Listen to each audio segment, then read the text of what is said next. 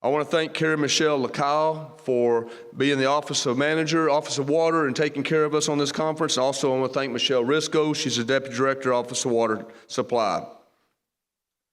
Please remove your items at the end right before lunch. And I want to thank the Social Work, the School of Social Work, UT School of Social Work, for putting all this together for us. We work about 6 months on this conference, and they're an excellent team. The next thing, if you're on the planning team, the PDW Conference planning team, please stand up and let's give them a round of applause.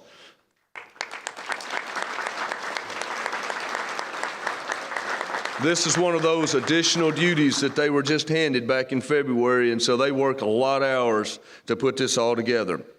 Before we move to our ledge update, I want to take a moment of silence just for a second here. We lost a colleague, so anytime you lose a coworker, it hits you a little bit harder than if it's just somebody you didn't know. So Noble Johnson's been at many of these. We lost him this year. He does the filter backwash workshop every year for us. So we just want to remember Noble.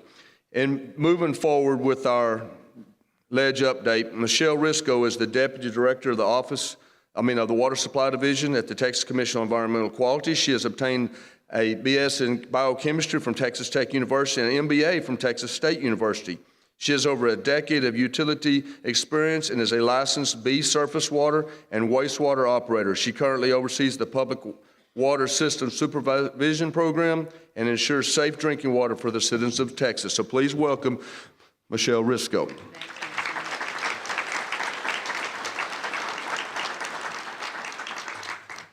All right, folks. So as he mentioned, I'm a B operator, both water and wastewater, and I used to love this conference because the snacks are fantastic. That is our bar. Snacks must be fantastic. And I know that I am between you and snacks. So don't worry, I'm on late, but I will get you out on time.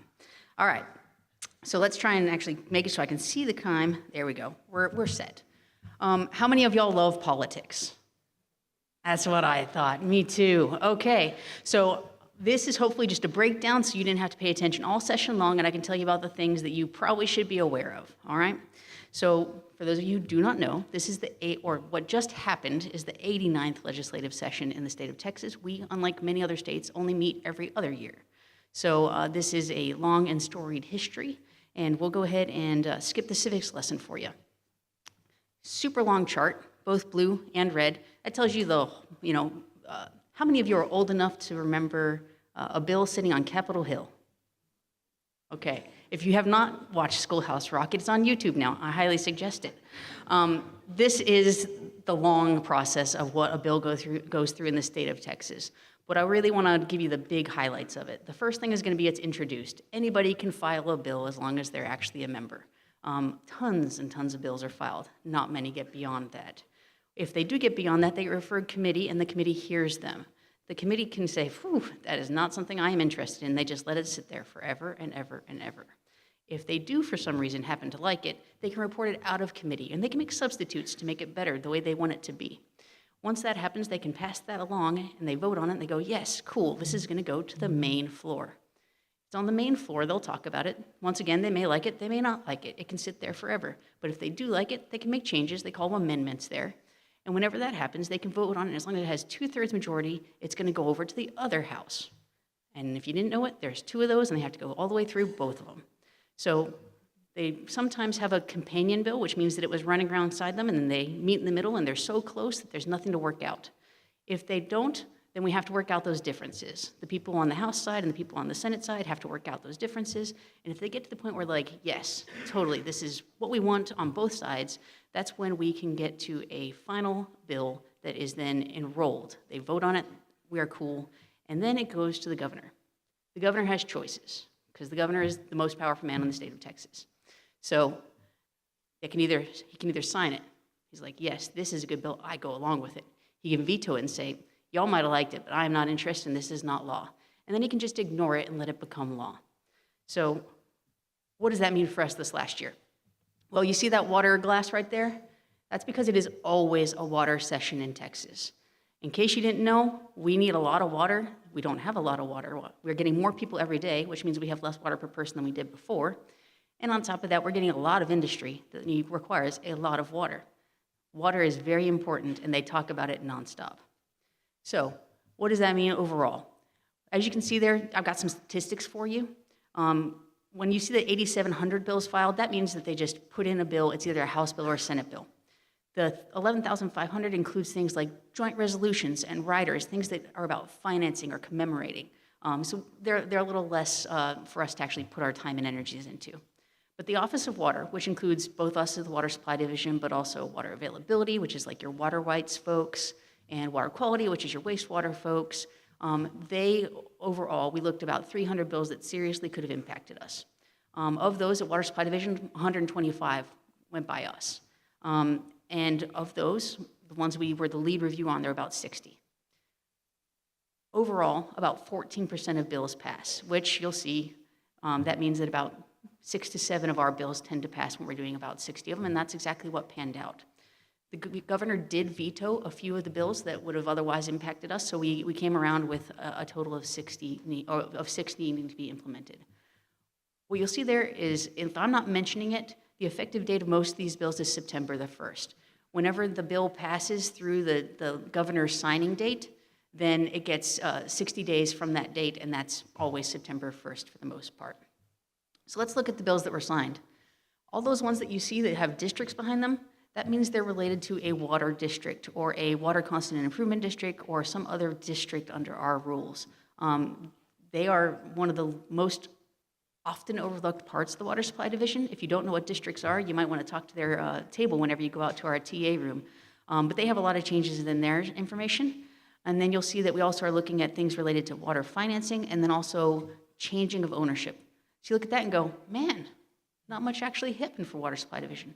I tell you that's true, but let's talk about why, because a lot of things are really global at this point. So what were the trends? Like I said, there were thousands of bills filed, and only 6 of them ended up passing to the point where we're going to do legislation. So what does that mean? That means that people talked about a lot of things, and usually that means they're going to come up again in the future.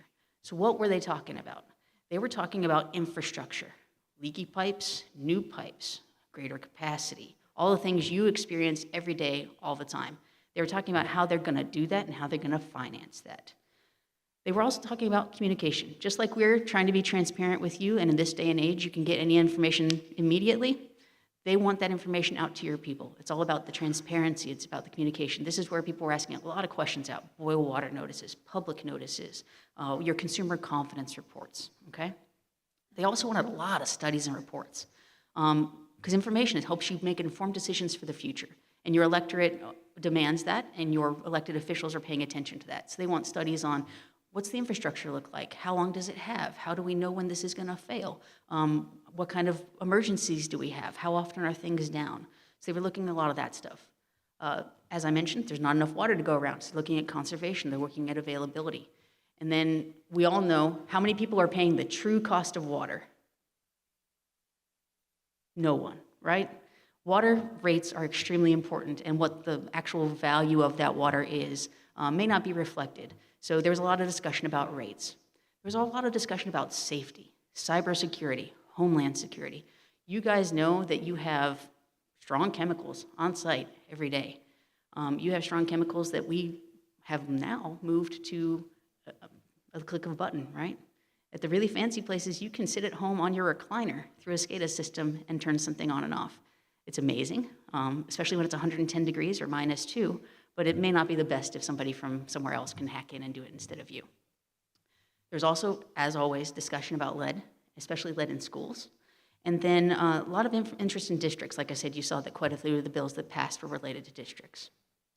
So let's talk about things that may not have been our bills at Water Supply, but you should probably be aware of as a water system. So the first one is going to be Senate Bill 7, and it says Oversight and Financing of Water. For those of you who were paying attention, if not, I'm going to bring this to your attention. Senate Bill 7 would allow the state of Texas to take $1 billion per year, yes, $1 billion per year from the general revenue and apply it towards water infrastructures through the Texas Water Development Board. I know, TCEQ, we're the enforcers. You don't like us that much. TWDB, they're the bank. They give money. People love them. And this is an opportunity to give them money. So TCEQ takes no position on bills. I would just bring them to your awareness. By this bill passing, it did not guarantee that $1 billion. What it did is, you'll see that second bullet there, create Proposition 4. Proposition 4 will be on everybody's ballot in the state of Texas this November. What date is it? November 4th. And if that passes, that would allow the joint resolution that goes along with this related to financing to allow that money to go forward. This is when they've made comparisons in the discussions and the hearings, it's making this akin to how we fund our roads.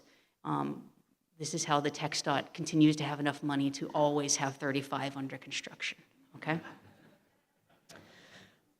There's also bills related to, like we said, cooperation and growth and regionalization. So there's a bill here related to public utility agencies and what those can do.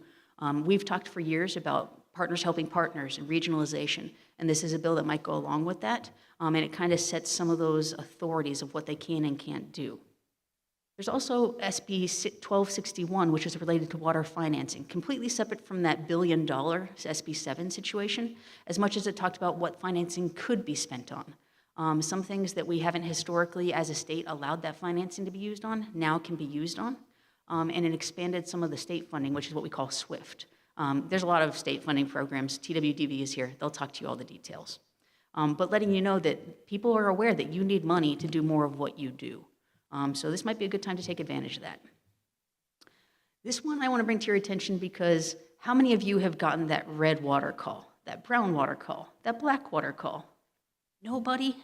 Really, y'all? As Janelle said, 98.7% of y'all provide safe drinking water meeting all primary standards. The number meeting all secondary standards, I can tell you, it's a little bit lower than that. So there is some concern about people being made aware that we're following up on a complaint. So this bill means that TCEQ, specifically your investigators, when you go talk to the investigator table, this affects them, can't tell you that they're coming out to investigate something more than 24 hours in advance. So that way you don't have, the thought is you're covering stuff up. Really, we just want to know what that is, collect good data on it, and help you make good decisions based on it. How many of you know that if we find groundwater contamination in the state of Texas, we let you know? We have for years and years and years. This isn't new. But this bill, SB 1663, brings that into the modern era. It used to be that we had to actually first-class mail a notice to people. Now this lets us email them, put a door hanger, but it also means that we have to tell private people within 1 mile of a well. So if by any chance your water system serves somebody who is a private citizen within 1 mile of a contaminated well, whether that well is their source or not, they're gonna get that notice. So I wanna make you aware of that. If you're in an area where people don't use groundwater because they know it's contaminated or because there's a new contamination and you provide them water from a completely different source, be ready to have that conversation, okay? They want to talk about water quality testing. So we also do through our group a groundwater contamination report, and we want to make sure that you're telling people about the water quality of what you do, and also that you're following up on your drought contingency plans because conservation is very important. And this also gave you guys more teeth, your ability to actually take enforcement on folks and make sure that you clearly have those capabilities. We also don't want water running down the street unnecessarily because that's water that could be doing something else. So this bill, HB 29, really focuses on your responsibilities of mitigating loss, the actual follow-up, not just reporting it, but what do you do once you know you have an issue? Like I mentioned, cybersecurity, it's a coming thing. We all know that there's some struggles, especially in the state of Texas. We've had some targeted attacks. So there were lots of bills that didn't move very far. And part of that is because there wasn't a centralized spot, right? There are a lot of people on first. You know that if you have an incident, you have to call TCEQ, or if you're a utility, you have to call PUC, and there's a lot of this, that, and the other. So what HB 150 does is create a unified cyber command. So there is now a unified cyber command that is point for the whole state related to these issues. So in the future, it's more likely that we could see some things saying that they are the ones setting the standard, even for you as a water system. So we'll try to keep you informed of that as TCEQ as they move forward and become a little more coalesced. Who's a water operator here? Come on, there's a lot of you there. All right. There's a lot of changes to the licensing.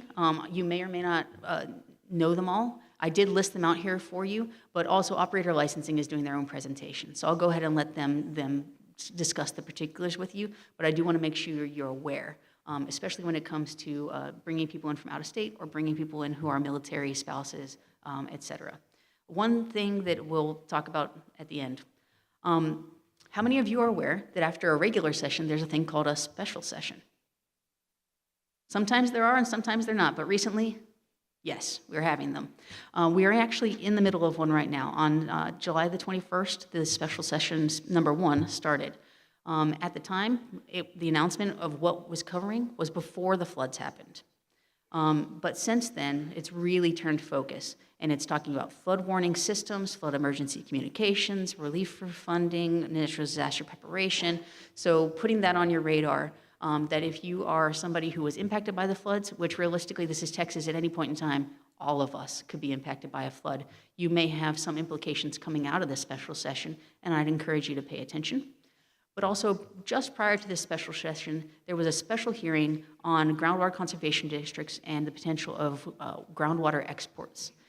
It lasted, I think, 12 or 14 hours and had a lot of back and forth looking at the rule of capture in the state of Texas. So it is a hot topic, and I know that a lot of you are on groundwater. So it's probably going to be a session that, at least now or maybe in our next true session, the 90th session, could be a topic that you guys should keep on your radar. So those are the things that passed. That's what the discussions were. But I also want to put some things on your knowledge base of things that didn't pass, because these are the things that will come back around again, and I want to make sure you're aware because they would greatly impact you probably. So the first one was a universal Texas 811 system, which now would include water and wastewater systems. You already have to call 811. Most of you already do when you do excavations. You have to by rule. But the people who had to participate were the bigs, the telecoms, the electrics. But this would now make it so that you, as a water and wastewater utility, would have to participate. That gives you a short period of time to find your lines and mark them, and we know our maps may not be there. I would say we have the ability to help you get maps through our FMT program, and Texas Rural Water is very good at getting maps. If you don't have good maps, now might be a really good time to work towards that. Also, SB 2497 would have potentially required water systems that have water quality complaints for secondaries to install filtration. For secondaries, things that are not impactful to public health. There's a lot more concern about colored water. There's a lot more concern about responsiveness to customer complaints. So I want to put that on your radar. BPAT. There aren't many BPATs. How many people have a BPAT in this room? Right? That's not enough to do the amount of new buildings we have, the amount of industrial facilities we have. So there was a push to have anybody who has a BPAT from any nationally recognized accredited board to be able to do that in the state of Texas. So putting that on your radar that A, it might be great to get a BPAT, I'd highly recommend it. But B, there's a possibility of the statute being changed that we at TCEQ would have to change our rules related to BPATs. There's also a lot of concerns about TUDs and bond reviews. And then some really big ticket items like public information requests. It's still DOGE, but whatever the Economic Government Efficiency Committee was at the state level was really interested in making sure people were able to get the records from their governmental entities that they wanted. So whatever you can do to be responsive to your folks may calm those down in future sessions. Making sure that you have groundwater for any new growth, especially new subdivision plats. And then, like I said, cybersecurity. It created the Cyber Command, so the possibility of bills specifically related to infrastructure, which we do, could be very important in the next session. It's 10 o'clock on the dot. I'm going to let you out of here. If you want to talk to me in the future, I am going to be in the technical assistance room a lot of the time. If not, I'll be around, and feel free to reach out to me. My contact information is here. Thank you.